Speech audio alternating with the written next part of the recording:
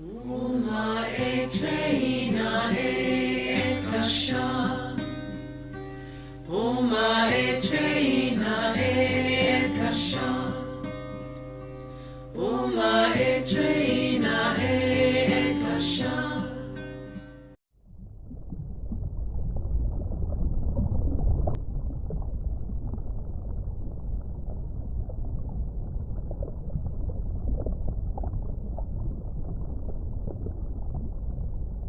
The 7th and 8th axis points of the octave's shield are not considered cycles as they do a leap instead of a 6-cycle rotation. These are leap points as the currents become amplified as they cross over opposite polarity currents at the 7th and 8th position, allowing for timeline acceleration and movement into a different space-time location. At the end of 6 cycles we would reach the axis point of hetero/hate Allen. Reaching this point within our octave's shield would allow us to make a rapid 45-degree shift of the parameter field to the axis point known as the Ryushita reset cycle. At the end of the Ryushita reset cycle, which is scheduled for 2012, we would have reached zero start point axis of the Eka north.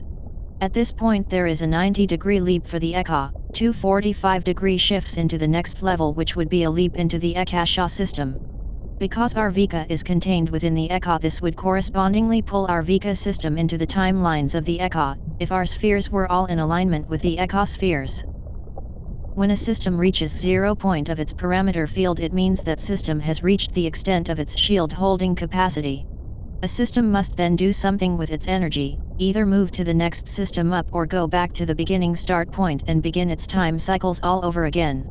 As the Eka makes its shift to the Ekasha, all the systems below it would make their corresponding shift to the next level, which would bring every sphere within the Eka back to its original 0-point alignment of its original creation. Gender fin orientation. Gender fin orientation sets the synchronization spins for the dimensional Merkaba fields. Gender of the dimensional level is determined by which of the Merkaba spirals, magnetic or electric, has its front position at the 6th point of the horizontal shield. If we remember, the horizontal harmonic shield is the shield clock, and it has a front position which is the 6th point of the horizontal shield, and a 12th point which would be the back of the shield. This corresponds to the 12-point rookie pillar configuration within the shield. Gender of a shield, and its corresponding sphere, is determined by the point position of the 3-sided equilateral Merkaba triangle, of the Merkaba spiral set, in relation to the 6 and 12 positions within the horizontal shield. If the electric positive, male, Merkaba spiral/triangle has its point at the 6th position on the horizontal shield, then the dimensional sphere has a male polarity. If the magnetic negative, female, Merkaba spiral/triangle has its point at the 6th position on the horizontal shield, the sphere of that dimensional level has a female polarity. The triangles of the Merkaba set would always point counter to each other. If one has its point on the 6th position of the shield, the other spiral would have its point positioned to the 12th position. The density level is androgynous as it holds the neutral Ryan charge. On the dimensional levels there is polarization, therefore gender occurs on these levels. It is the Gruel level that determines the gender orientation for our physical bodies. Gruels are dimensions 2, 5, 8, and 11. This is why the planet is considered female, as she has a CCW magnetic female Gruel. This means on the dimension 2 level her magnetic spiral has its point at the 6th position of the horizontal shield clock. It works the same for humans and other life forms on the planet.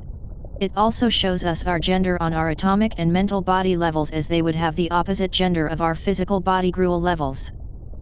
Universal Dimensional Merkaba Polarity Scale. This scale shows us where the parameter field shifts take us within the dimensional scale of our universal systems of the PCM and pKa. The parameter field shift is the shift of the vertical axis of the parameter field. There is a consistent pattern to the shifts that we can follow as we travel up the densities in our ascension process within our Vika system. The parameter field actually shifts forward and backward as it shifts in a zigzag motion back and forth between the PCM and pKa systems, with the end result of the parameter octave's shield shifting forward in 45-degree increments. These 45-degree shifts of the octave's shield are the big shifts that take us to the next density level. The smaller shifts that involve merging with our pKa antiparticle double would be the smaller dimensional shifts within our harmonics shield. The smaller dimensional shifts are 90-degree shifts back and forth between our PCM and pKa systems. This shows us how the time cycles of the PCM and pKa systems are intertwined. Each has 4 time cycles in its own side, and 2 time cycles in the opposite side. This scale shows a plus 90 shift of PCM to pKa, then a minus 90 shift back from pKa to PCM, then another plus 90 shift from PCM to pKa, then a minus 45 shift back of the parameter field for a sum total of a plus 45 degree shift of the parameter field. This last plus 45 degree shift would take us through the density void lock and into the next density level. So the parameter field shifts a lot, back and forth before its final 45 degree shift through the density void. 6 Eka-Yuiago cycles in 1 Eka-Iuga 45 shift. The time cycle spiral is the 6th cycle pattern of the horizontal harmonic shield, here shown vertically for clarity. The Eka has a CW horizontal harmonic shield, so the spiral of energy moving out from its monadic center flame travels CW through its harmonic shield. Its vertical parameter field also rotates CW. This is because it is a transmitting system. Our Vika has a CCW spinning horizontal harmonic shield and a CCW rotating vertical octaves shield. This is because it is a receiving system. On the density levels, the harmonic shield and parameter shield would spin counter to each other. The harmonic shield would have an opposite spin/charge through deflection from the octave shield. The 6th cycle spiral pattern within the harmonic shield manifests on every level of creation. The Vika system, each density level as well as our own personal shields, would have its corresponding 6th cycle shield in which we would accrete frequency, pulling into our shields the corresponding harmonics we need in order to do our ascension leap. This spiraling of frequency from the monadic center flame is a flash line sequence that carries the base pulse time rhythm generated by the monad. The living frequency spirals through one cycle and hits its anthero/nth Allen point at axis 6 on the horizontal shield clock, where it then has the potential to spiral to the next level if it has accreted all of its harmonics. In this way, an ascension spiral is created as opposed to a phase-locked circle. This axis 6 leap point is also known American Samoa the decision point.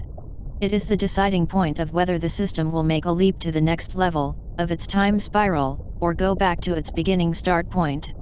Because we have free will, the decisions a collective system makes, as well as the individuals within it, may interfere with its ability to pull into its shield all of its frequencies in the form of harmonics.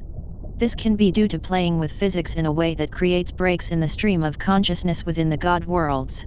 What is in the shields or missing from the shields will manifest as that system's ability to make the leap into the next level of its ascension cycle or not.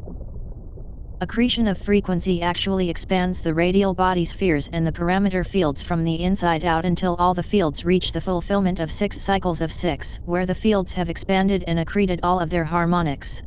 At the decision point, 6, axis point, the shield cannot take on any more frequency and the corresponding system must go somewhere. If a planetary system has not accreted all of its harmonics, it cannot leap to the next level but must go back to the point where it started its time cycle. It goes backward in time to its start point. When a planet is stopped from making this spiral to the next level, its ability to do ascension is stopped. It becomes locked in a circular pattern around its sun until its seed atom burns out, at which point the system would return to source as undifferentiated space dust. In a normal ascension cycle, there are 6 levels of ascension our planet would move through to travel back to its original 0 point, which is the axis/point it came into creation from the ecosystem. The time cycles in relation to our hetero/hate Allen Ryushita reset. In relation to hetero and hate Allen, which we entered on May of 2003, we were on the decision point of the 6th axis of our time cycle spiral. This axis is where we have accreted 6 cycles of 6 which have brought us to our big time cycle leap of the octaves, which is called hetero and hate Allen. This planet began a full cosmic hetero cycle on May 27, 2003. Spin speed of a Merkaba is directly related to the amount of frequency or thrust quotient available to a planetary system. The counter-rotating Merkaba set is circulating frequency into the shield of the planet, where the life forms on the planet have the opportunity to pick up the amplified currents in their own shields and biological systems. The increased amount of frequency during hetero/hate Allen is what allows a planet to accrete quickly the harmonics it needs into its shield in order to make the leap from the 6-axis point to the time cycle of the next level or system up. Hetero represents the fastest spin speed of the CW electrical spiral, of a double spiral Merkaba set, which occurred on May 27, 2003, and hate Allen represents the fastest spin speed of the CCW magnetic spiral which occurred on this planet August 11, 2003. In going through our hetero and hate Allen, this planet made a 45-degree shift of its parameter field to the axis point on the time cycle known as the Ryushita reset. Actually, 1/3 of the planet and life forms went through a 45-degree shift. 2/3 of the grids and life forms of the planet could not make this shift, and at the time of hate Allen experienced a movement backward through time as they activated in their shields the phase-locked sextant clock. After a successful hetero/hate Allen, for some of the grids, the Echa parameter shield made a 45-degree shift to the axis alignment called the Ryushita reset. The Ryushita reset is the anchoring of the 13 rookie pillars, 12 plus the 13th center pillar, from the Akasha level into our Echa/Vika system, one pillar at a time, one per year. The completion of the anchoring of all 13 pillars, scheduled for 2012, represents another 45-degree shift which brings the Vika system back to 0-point alignment with the Echa system. If the Echa horizontal shield has fully accreted its harmonics, then its parameter field is able to make a rapid 90-degree shift, which means a leap for the Echa into the Akasha, the Vika into the Echa, and density 1 system into density 2. Hetero/hate Allen and Ryushita reset cycle for the Echa/Vika systems represents a very large reset cycle of the cosmic clock.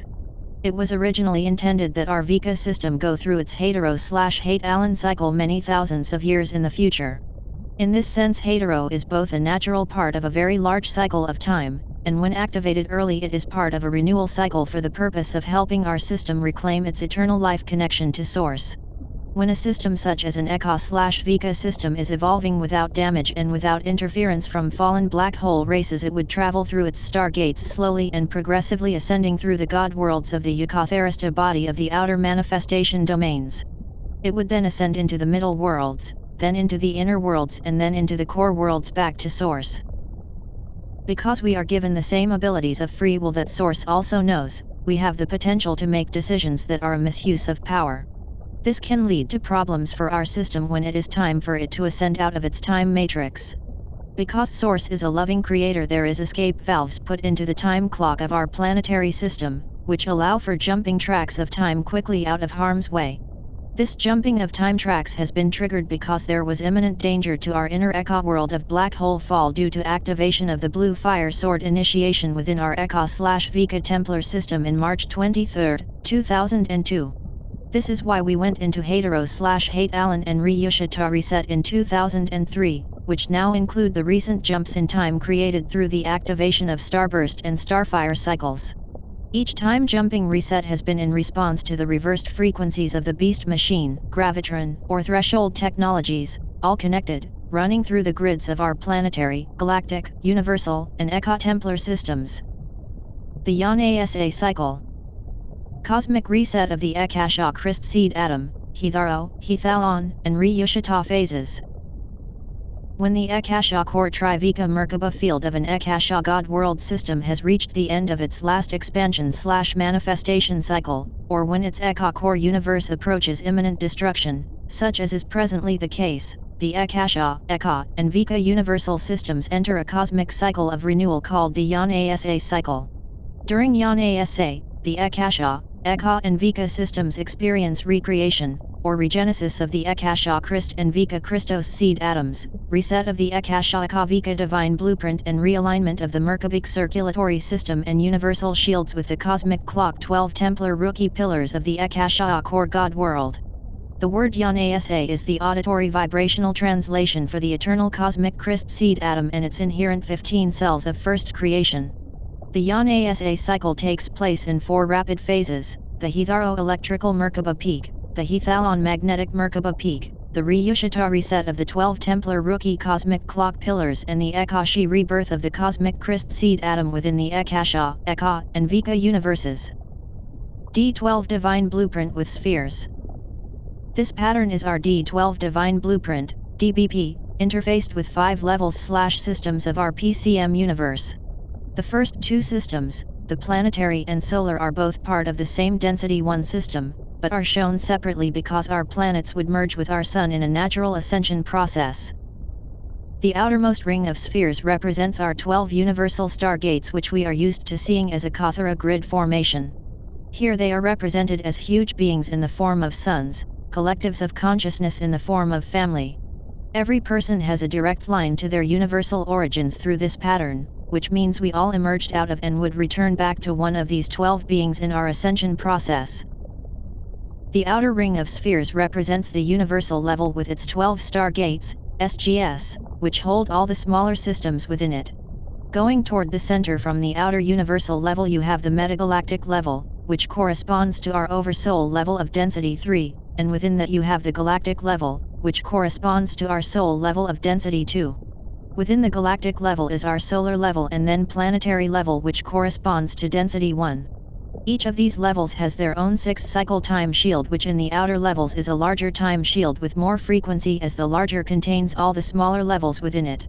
This is also a disbursement pattern, where there are 12 big beings on the universal level and they would disperse or downstep themselves into the metagalactic level as 12 times 12 to be 144 beings. On the solar level this becomes 1728 solar systems, each one creating a sun with 12 stargates around it. This disbursement pattern is the pattern we follow when we come down into the density levels. This means we have a lot of family we forgot we had, which we would join up with as we moved back through the ascension cycle. An interesting note about astrology is that the fallen races have taken the identities and the frequencies from these 12 universal beings/suns, twisted their meaning by assigning them qualities from their black hole worlds to give us the astrological calendar. The astrological symbols themselves are some of the original codes but twisted. The astrological calendar is the tracking of the wobble of the precession of the equinox. The original cosmic clock calendar is the tracking and meeting up with the 12 universal suns/beings of PCM and the 12 universal suns/beings of PKA. Together they are known as the 24 elders before the throne. The throne is the D13 pillar of the Eka/monad, where we go into expansion as we evolve out of our Vika universal level. The 24 elders before the throne are beings/family as well as stargates that hold the original sacred angles that align us with our cosmic clock on the Vika/universal level. This pattern is actually built on the rookie pattern. D12 DBP as a rookie pattern. This is the same pattern but as embedded rooks within the 4 density levels of our universal system.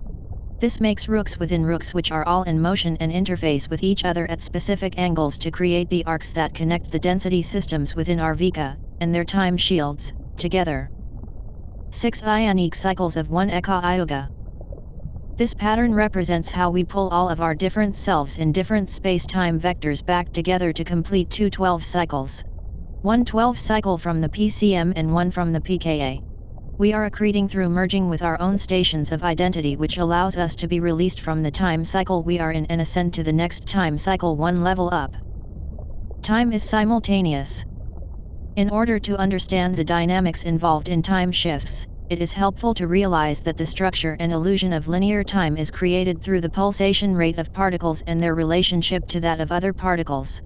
Through the processes of planetary evolution, which entails the pulling in of frequency patterns of its respective dimensions into its morphogenetic field, the illusion of the passage of time is created. In actuality, time is not linear, but simultaneous. Time exists as a unified field of particles pulsating at various rhythms and spinning on various angles of rotation, through which the illusions of manifest space and linear time appear to individuated identities, as we bring segments of the unified field of particle substance into view by moving our consciousness through portions of the unified field. Time does not move, consciousness moves itself through the unified field of the time matrix. Our evolution is simultaneous, and our simultaneous identities are evolving upon a version of the planet within each of the 6 time continuum cycles of a new Iuga cycle. As we evolve, we assemble our DNA strands, which gives us progressive perception of both past and future incarnational awareness. This is possible because the experiential reality of other time incarnates is implanted into the body cells, to create a living cellular memory of our simultaneous participation within other fields of time. In a normal solar activation cycle, SAC, as the Earth evolves we would evolve with it, expanding our morphogenetic field and raising our pulsation rhythm of particle content until we could evolve into the harmonic universe 2 time cycles to become our soul self-identity. Because we are in a super-accelerated timeline called an expedited tachyon cycle reset, we are taking a fast path evac called starfire, which is an ascension, in toward the core, as opposed to an ascension, through the outer domain gates. In the timelines of an ascension path through the outer manifestation gates, the time cycles of our planetary system have specific names, degrees of shift and no of years associated with them. Time cycles. 1 time continuum equals 6 time vectors equals 1.25 degrees shift. 1 yuga equals 6 continuum equals 7.5 degrees shift. 1 iota equals 6 yuga equals 45 degrees shift.